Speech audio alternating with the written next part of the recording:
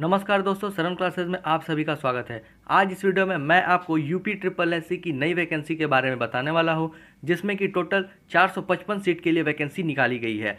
इनमें JEE executive officer, लेखापाल परीक्षक और भी बहुत से पोस्ट के लिए वैकेंसी निकाली गई है और ये जल्द से जल्द आपको ऑनलाइन वेबसाइट पर देखने को मिलेगा। तो क्या है इस वैकेंसी में, कौन कौन से पोस्ट के लिए कितनी कितनी वैकेंसी निकाली गई है, कौन कौन सी योग्यताएं अनिवार्य है इस पोस्ट को फिल करने के लिए, तो बहुत कुछ है जानने को इस वीडियो में। लेकिन उससे पहले यदि आप इस चैनल पर नए हैं और चैनल को सब्सक्राइब नहीं किया है तो सब्सक्राइब कर दें और बेल आइकन को प्रेस कर दें, ताकि आगे आने वाली एग्ज़ाम इन्फॉर्मेशन और नई वैकेंसीज़ के अपडेट्स आपको मिल सके। यहाँ आप इस पेपर की कटिंग को देख सकते हैं। निकायों में 455 खाली पदों पर भर्ती का प्रस्ताव भेजा, यानी कि यूपी ट्रिपल एससी के द्वारा 455 खाली पदों पर भर्ती निकालने का प्रस्ताव भेज दिया गया है। इनमें क्या लिखा है डिटेल में जानते हैं हम। लिखा हुआ है, निकायों में अधिशासी अधिकारी ईओ यानी कि एग्जीक्यूटिव ऑफिसर और अवर अभियंता जेई जूनियर इंजीनियर बनने की युवाओं की चाहत पूरी होने वाली है। स्थानीय निकाय निदेशालय ने ईओ के 204 पद और जेई के 209 पदों समेत कुल 455 पदों पर भर्ती का प्रस्ताव भेज दिया है। उत्तर प्रदेश अधीनस्थ सेवा चयन आयोग यूपी ट्रिपल एससी इन पदों के लिए विज्ञापन निकालकर 6 माह के अंदर भर्ती प्रक्रिया पूरी करने की तैयारी में जुट गया है। यानी कि जैसे ही फॉर्म ऑनलाइन वेबसाइट पर आ जाएगा, तब से लेकर 6 महीने के अंदर आपको ज्वाइनिंग करा दी जाएगी। यूपी ट्रिपल एससी बहुत ही फास्ट हो गया है और आपको जल्द से जल्द भर्ती प्रक्रिया पूरी कराने के लिए 6 महीने के अंदर लग गया है, ताकि 6 महीने के अंदर आपको ज्वाइनिंग करा दिया जाए। आगे लिखा, जल्द पूरी करे प्रक्रिया। प्रदेश में मौजूदा समय में 490 नगर पंचायतें हैं। इनमें से 204 नगर पंचायतों में अधिशासी अधिकारी के पद खाली है। यानी कि उत्तर प्रदेश में 490 नगर पंचायत हैं, जिसमें से 204 नगर पंचायत में ईओ अधिशासी अधिकारी के पद खाली है, वैकेंट है। अगला लिखा है आगे, स्थानीय निकाय निदेशालय ने उत्तर प्रदेश अधीनस्थ सेवा चयन आयोग को भेजे प्रस्ताव में कहा है कि रिक्त पदों पर भर्ती प्रक्रिया जल्द पूरी की जाए। यानी कि ये जो खाली सीटें हैं इन्हें जल्द से जल्द भरा जाए, जिससे ज़रूरत के आधार पर निकायों में ईओ की तैनाती की जा सके।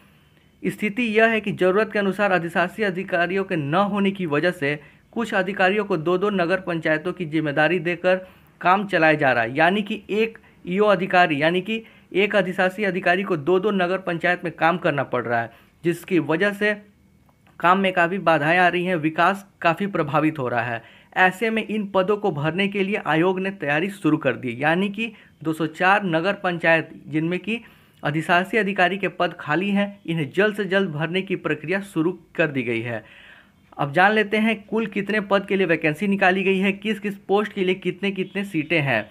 पहला है अधिशासी अधिकारी, जिसमें कि टोटल 204 पोस्ट के लिए वैकेंसी निकाली जाने वाली है। फिर है राजस्व निरीक्षक, इसके लिए कुल 24 पद। अगला है जेई सिविल, जिसमें कि 80 पद के लिए वैकेंसी आने वाली है। फिर है जेई जल 111 पद, जेई विद्युत यांत्रिक इसके लिए 18 और है आखिरी लेखा परीक्षक जिसके लिए 18 वैकेंसीज आने वाली हैं। ये जो वैकेंसी होने वाली है केंद्रीय सेवा की भर्ती होने वाली है। यानी कि इन पदों पर जो भी भर्ती होगी वो केंद्रीय सेवा का कर्मचारी माना जाएगा और इनका तबादला भविष्य में किसी भी निकाय में किया जा सकता है।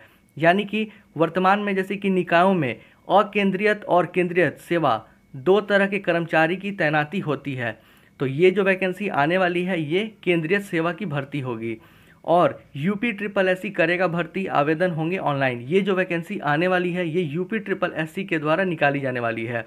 निकायों में रिक्त पदों पर भर्ती उत्तर प्रदेश अधीनस्थ सेवा चयन आयोग करेगा। विज्ञापन प्रकाशित होने के बाद इसे आयोग की वेबसाइट uptripplesc.gov.in पर देखा जा सकेगा। इसके साथ ही हिंदी और अंग्रेजी अखबारों में भी विज्ञापन प्रकाशित कराया जाएगा। यानी कि इंग्लिश और हिंदी न्यूज़पेपर में भी आपको इसका नोटिफिकेशन देखने को जरूर मिलेगा। यूपी ट्रिपल एससी भर्ती के लिए ऑनलाइन आवेदन लेगा और इसके लिए आवेदकों को आवेदन के संशोधन करने का भी समय दिया जाएगा। यानी कि यदि आप फॉर्म भरते समय किसी प्रकार की कोई त्रुटि कोई गलती कर देते हैं तो आपको संशोधन करने का भी मौका दिया जाएगा। अब जान लेते हैं कि किसकी क्या योग्यता है, यानी कि किस पोस्ट के लिए आपको कौन कौन सी योग्यताएं होना अनिवार्य है। सबसे पहला जो है अधिशासी अधिकारी के लिए, इसके लिए स्नातक के साथ साथ ओ लेवल कंप्यूटर कोर्स की अनिवार्यता होगी। यानी कि जिस स्टूडेंट के पास ग्रेजुएशन के साथ साथ ओ लेवल कंप्यूटर कोर्स की डिग्री है वो इस फॉर्म को भर सकता है। यानी कि अधिशासी अधिकारी के लिए आपको ग्रेजुएट होने के साथ साथ ओ लेवल कंप्यूटर की अनिवार्यता मांगी गई है। और ये जो ओ लेवल की अनिवार्यता है ये पहली बार डिमांड की गई है, इसके पहले ऐसा नहीं था। निकाय निदेशालय का मानना है कि ऑनलाइन काम के लिए कंप्यूटर की जानकारी जरूरी है।